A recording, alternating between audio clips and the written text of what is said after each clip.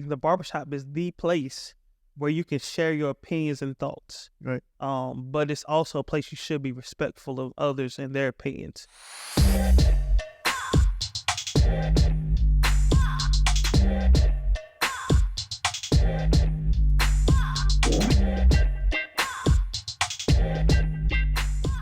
If you're new to this, man, like I said, we are the Better Barber Podcast. Here we believe that together we can make barbers better. And in making barbers better, they'll make their community they serve better. And I'm not here alone. Of course, my name is Reggie Winston, but I got my partner with me. What's going on, Ant? It's your boy, Amazing Ant, in the building, man. Let's go, man. I'm ready. Yes, sir. Yes, sir. So, Ant, man, just a recap, man, before we got on the podcast, man, we were talking about music, man. You and I, man, we share music all the time. Gucci just dropped the album, man, and I'm a Gucci fan. I'm not a super fan, but I've been like a fan since like back in the day when he'd be outside in the trap with a red Corvette with the shirt off rapping, you know what I'm saying? Just random videos. That's how long I've been rocking with Gucci, man. Are you a Gucci fan? You rock with him? What's your take?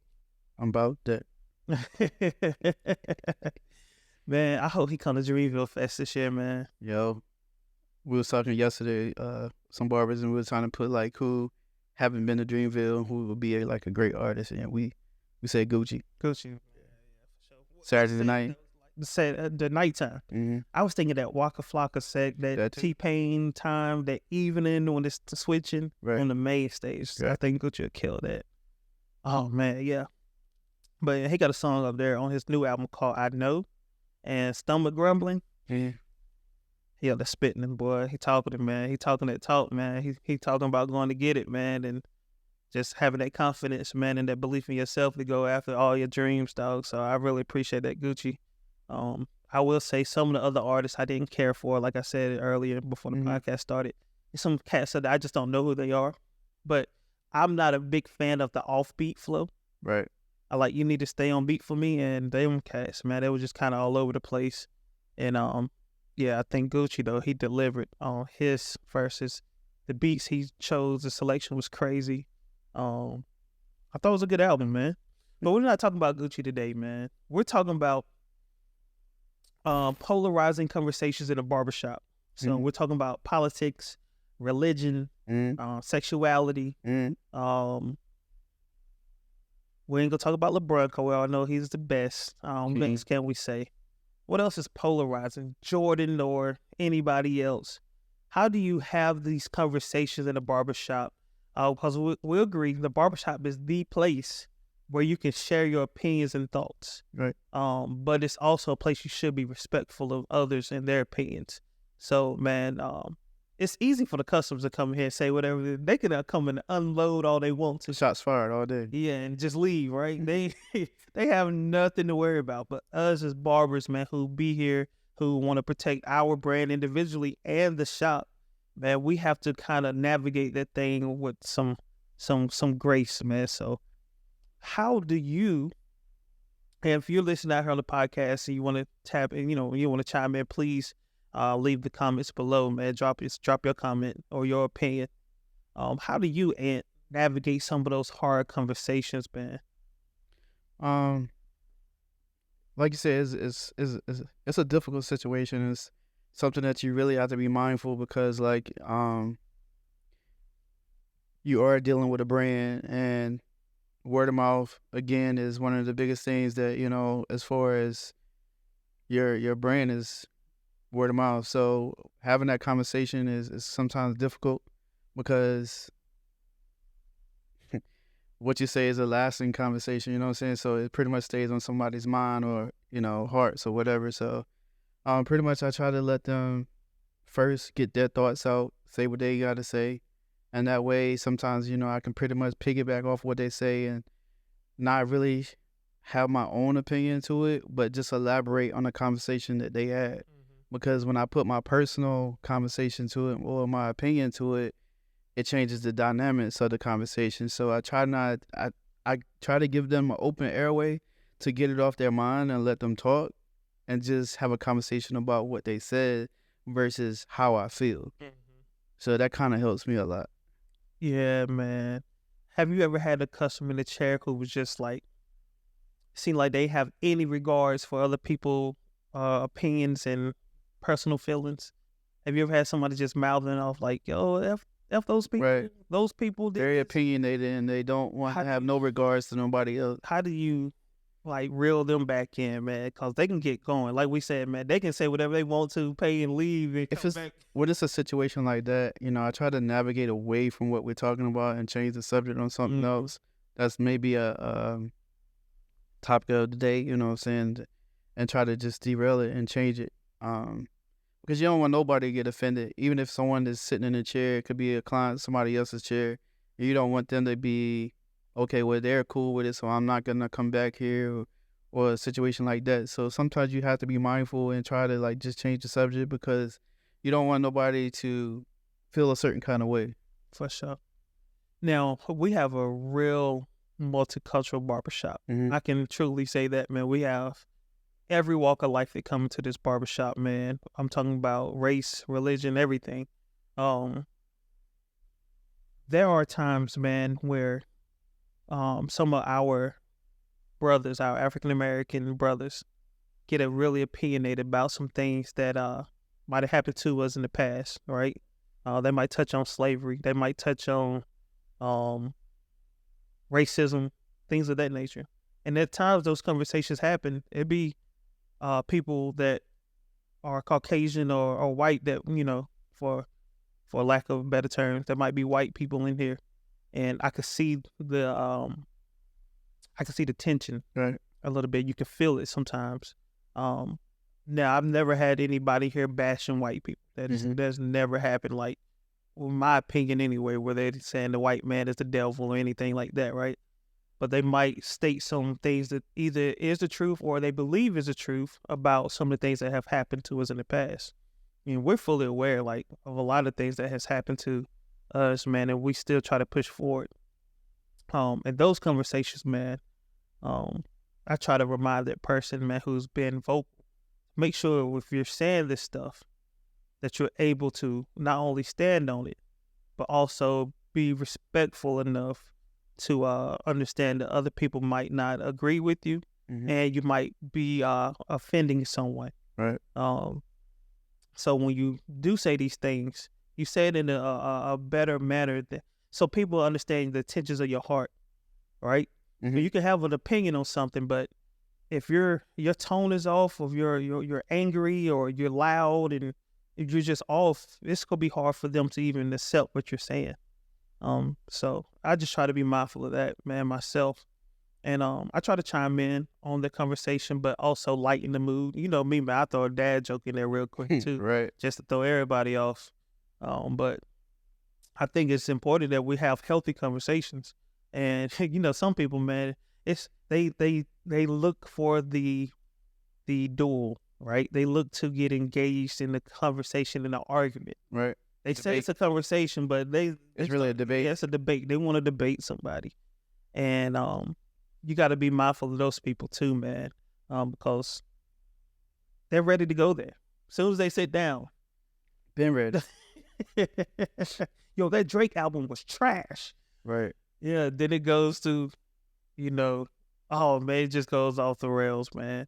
A sensitive subject right now in the world right now is the war between Israel and the Palestinian people. I've been a little bit challenged with that whole conversation, man. I've seen some things that have that I feel are unfair and unjust, and it's just totally wrong. But I don't want to share my opinions on what I've seen, Right. because I don't want to offend anybody, and that's a bad place to be as well, right? Because sometimes no opinion speaks louder than picking a side, right? No opinion or no words is like affirmation that you agree in. Recently Dave Chappelle was sharing his thoughts about the situation. I heard people walked out, of his show, and they paid hundreds of dollars to be there. I have friends on both sides, right? And I don't know enough truth and enough information to form an opinion Right. that I want to, stand on. So if you're affected by this situation in Israel and in Palestine or the Gaza Strip, I just really, man, pray for your peace and comfort. I pray that God moves in your life and your family life. I pray for your protection, all of those things, man, because it's so sucky, man, to see people you love or people you just care about for no reason, fight each other and kill each other, man. And I know it's nothing I can do personally, right? It's no individual thing that I can do, but I pray for those families that's been affected. But it's a sensitive subject, man, because I really got some good Jewish friends, man, who I would love to have a conversation about the situation with, but it's really nothing you can say for innocent women and kids getting murdered and slaughtered and raped and all those things, right? Doing wrong and following up wrong with wrong.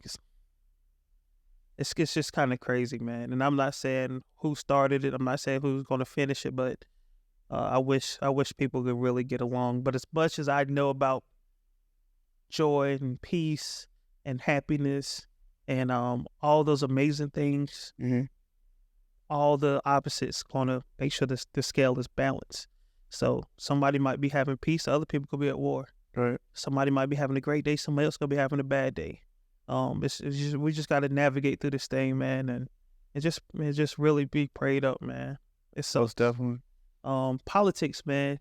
Since Obama got in office, man, politics has been crazy, man. You remember Obama jumped into office, the thing called the Tea Party came out of nowhere. You remember that? What happened to them? I don't know.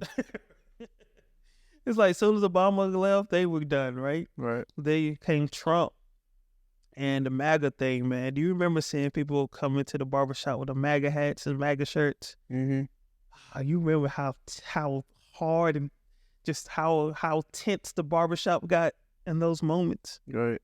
Oh, man, that was tough time, man. These weren't white people either. Like, you kind of expect certain white people to do that, but it was black people doing it too. America great again. Yeah, so it was like weird, man. I'm not on either side of this either, man. Like, I see value in both opinions and both sides. I see some good and some bad. You always gonna see that. I'm not against anybody sharing what they believe politically, right? As long as they're not bashing others. But it was amazing to see how a MAGA hat, Make America Great Again hat, so polarized, make so many people angry. Oh, man.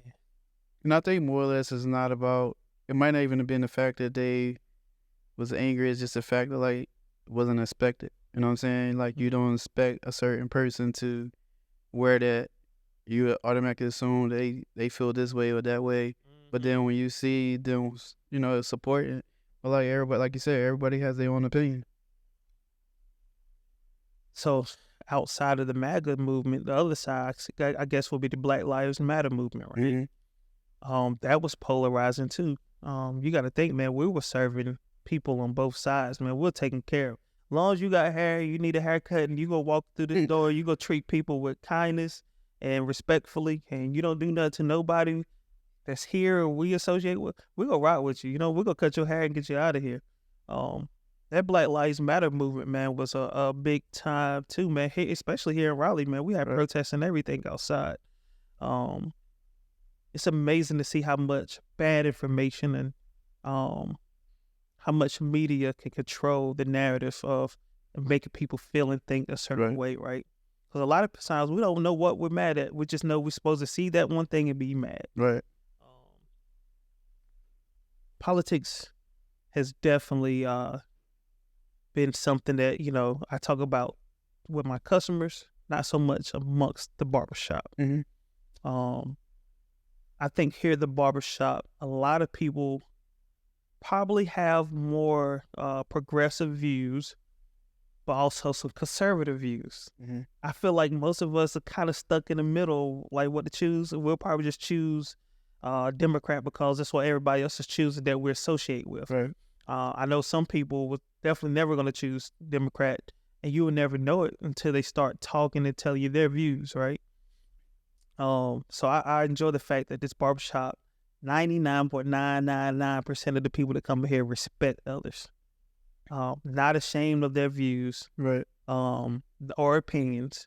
They want to, make sure that they can have their voice, but not use it in a malicious manner. So I'm so proud of the people that not only work here but actually support us.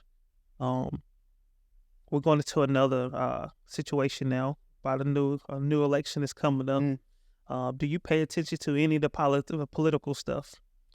I stay neutral, but as a person, like, you still have to know what's going on. You know what I'm saying? So you definitely have to tune in, tap in, see what's going on to protect yourself. So you definitely have to stay attuned. I'm trying to stay like a little bit more. I'm trying to get better with local stuff. Yeah, that's what I mean. Yeah, like I found out something just this morning. Matter of fact, so you know how we've been spending all this money for the war in Ukraine. Mm-hmm. It was never explained how the money was spent. Senator, I think his name Mitch McConnell, broke it down, and he was in agreement with President Biden on spending the money. So in my mind, they say we sent $30 billion to Ukraine. I'm thinking they took the cash or they bought some weapons, sent it to Ukraine. Mm-hmm. I'm like, man, we can use that here. But what has happened is we have some good ammo and some good weaponry that is kind of outdated for us. So we're sending that to them and letting them use it during their fight. Here in 34 states in America, we've reactivated a lot of our industrial systems to create new and modernized weaponry. So we're building brand new weapons here and giving them our older stuff. Mm-hmm. So I'm like, okay, the money's actually been spent here, and we're giving them all this old stuff. Right. So that made me feel a little bit better about where my tax dollars is going. Right. It's not just we're sending them boatloads of money. We're sending them weaponry and stuff that is kind of outdated. Right. That they but can still use in the fight that's better than what they already had. Right. So I'm like, okay, cool. They're creating jobs here. They're paying companies here. That people are getting paid here to create these new weapons. So that made me feel a little bit better. But still, man, like, God, when is this war gonna be over, dog? I think that's just the times we in as far as the world, man. It's like, I don't see it progressing to be better. This is what the time we in. Could you imagine if they spent $30 billion on public programs for kids, man, to get them reading, to get them better in math and computer and technology? STEM. Could you imagine if they spent forget $30 billion, $30 billion, right, just on that? 10 million, something. You know how many kids or people will stay out of prison, right? Just because they're more confident, they can read, they can do these things, they have more exposure to better. You know how many kids and future CEOs will be building, man, just big thinkers. It's kind of sucks, man, but like you said, it's the way of the world right now. Yeah, man, it's another thing, another hot topic is sexuality, right? Here in the barbershop, man, we've never discriminated on any person coming to the barbershop and getting service, meaning you can be whatever you identify with. As long as you got hair and you need a haircut, we're going to cut it. Right. Now, we ain't going below the neck, but we're going to cut your hair. And also, we never discriminated on people getting hired here. Right. Based on their gender or their sexuality. Now, for us, I ain't gonna lie, I will say this for myself. Mm-hmm. I've never worked in corporate America. So I didn't take a bunch of those diversity, equity, inclusion classes. Right. So when I be in situations or environments where me being heterosexual is a minority at the moment, it gets a little scary for me sometimes because I don't want to say the wrong things. You ever been that way? Mm-hmm. Recently, we went to NC State for a Pride Fest. It's a big festival on campus to help affirm the students there who are part of the LGBTQ plus community. I hope I got all that. Did better than me. Yeah. I was raised to say yes, sir, no, sir. Identify gender, right? From what you see. And luckily, I had an ally there, man, was like, hey, look, don't say he or she. Just say they. That's how you just cover yourself by saying they. And I started off good, but then I started slipping. It's a natural. Luckily, no one voiced to me that I offended them, right? I think I always ask that community, man, see my heart and my intentions.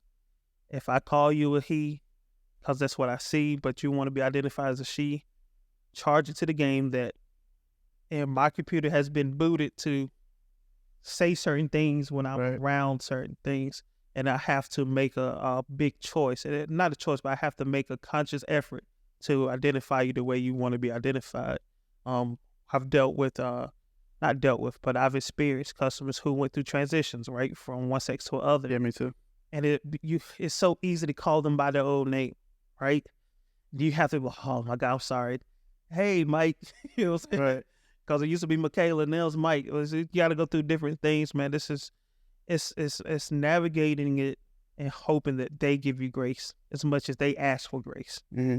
And yeah, it's definitely hard to, because like you said, when you're raised a certain way, you naturally, your inclination is to call what you see, even though you in heart, you know that the person wants to be something else, but it's just not a natural thing to say they, you know. So right. Unless it's multiple people, right? I had a situation like that recently at I was at a grocery store, and the clerk, in my mind, was a female because long hair, nails done, and so when I was leaving, I said, "Thank you, ma'am." Immediately, I was shocked. I'm not a ma'am. I'm a guy. And I didn't. I mean, on the outside, like you said, that's what I saw. So, but they immediately addressed it, and and then I changed, and I was like, "I'm sorry," that type situation. So I get it. It's so easy, bro. It's so easy to make that mistake, unintentionally. Right. And I feel for the people who just totally disrespect and have no regards for their feelings and stuff, man. I do see the other side of it too, man. Like, when people say, man, well, these are facts and these are the reason why it's scientific, I understand why they're saying it. But I also understand oppression. I understand the desire to be something that you want to be, chasing your own pursuit of happiness. So I get both sides. And for me, man, I got people just from every walk of life in my life who add value to my life. And I always want to respect them and treat them with kindness and love. When I'm dead and gone, I want them to be crying because how many great memories we had. Right. And not crying because of I wish we could have fixed some things. You know what I'm saying? I want them to remember me in a good light. And as far as a business owner, man, it's so hard, right, to have a voice sometimes or opinion because you serve everybody. You never want to exclude anybody because they're part of a demographic. We've been silent on just about every issue that approaches that our company or our country face as a business, right? Mm-hmm. We tend to make a voice or have a voice for things that you unite people, as far as like health or things of that nature or mental illness. Those things, they affect everybody kind of equally. So I feel more led to have a voice in those things and say, hey, let's fix these things. Because I would never want to I understand that everybody's not going to take the time to invest to understanding. Right. We are a society now that are educated by titles of topics, right? We'll see the headline. We can see a headline right now and say Jalen Hurts, it's Jalen Hurts season over. And immediately we'll come to the barbershop without reading the entire situation, the entire topic. Oh yeah, they said he gonna be out for the rest of the year. Right. Not talking about his pursuit to be, break this record, or we're just automatically going to see the title and we form an opinion right there. Mm-hmm. And not enough of us dig deeper to understand. And we can come up with this elaborate very detailed paragraph to email all our customers about a certain topic.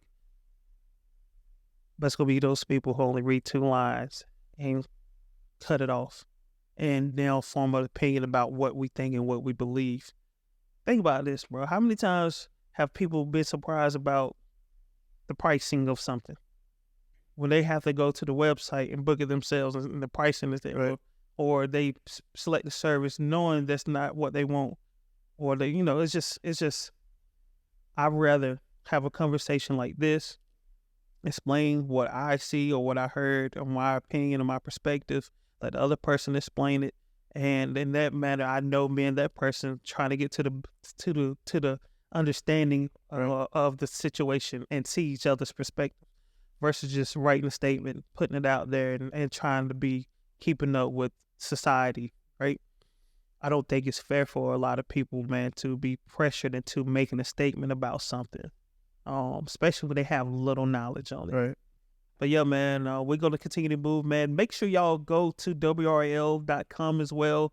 Vote for the barber shop as best barber shop in Raleigh, Durham area. We won last year. We're trying to be back-to-back winners this year. Please vote for us. You can check the link in my bio. It'll take you right there. Vote for the barber shop. It's a couple other businesses up there, and it just sucks right now because I should have had them listed to encourage you to go vote for those businesses as well. On the next podcast, I will bring those businesses to your attention so you can go vote for them as well. But vote for the barber shop, best barber shop. You need a service, man. Booking, link in the bio. And it's going to be here for you. He's still doing the credit, man, and helping you get your business established so you can get some business credit. He's also helping you with the hair loss solutions. He's doing the cranial prosthesis and the SMP. So get with Ant, man, if you need those services. He's a master at it. If you like that Philly beard look, Ant is another master of that thing, man. I'm going to be in the shop, man, 7 days a week. So I will be here. My schedule is wide open right now. So book your appointment as soon as you can. I'm about to book mine on yours right now. Bro, and this going to be a limited time, man. I'm only running this all the way to like Christmas time, man. Once Christmas get here, I'm shutting it down and I would not be around. So, yeah, pray for us, man. We got some expansion coming and hopefully we get some good news in the near future, man. So, y'all can be a part of this thing, man. And we are hiring barbers. We're always hiring barbers, man, because we got space and room for you. So if you're a barber, man, you want to join the team, man, go to www.thebarbershopnc.com/apply.